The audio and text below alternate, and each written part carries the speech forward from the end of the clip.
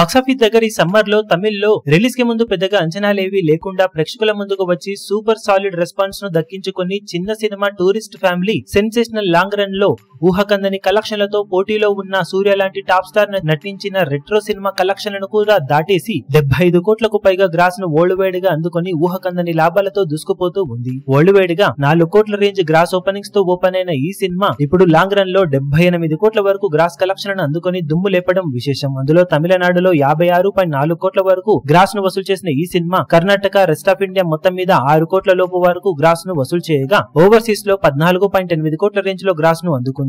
Total world wide గా 78.10 కోట్ల range లో గ్రాస్ ను 38.60 కోట్ల వరకు షేర్ ను సాధించిన ఈ సినిమా తమిళనాడులో రెట్రో సినిమా టోటల్ కలెక్షన్ ను బ్రేక్ చేసి మంచి లీడ్ ను సాధించగా మిగిలిన చోట్ల కూడా ఎక్స్ట్రాడినరీగా ట్రెండ్ ను చూపెడుతూ ఇప్పుడు 85 కోట్ల మార్క్ వైపు పరుగులు పెడుతూ ఉంది. సినిమా 16 కోట్ల range value break even target తో బరిలోకి దిగగా ఇప్పటి వరకు 22.6 కోట్ల రేంజ్ ప్రాఫిట్ నందుకొని huge double blockbuster hit గా దూసుకుపోతూ ఉంది.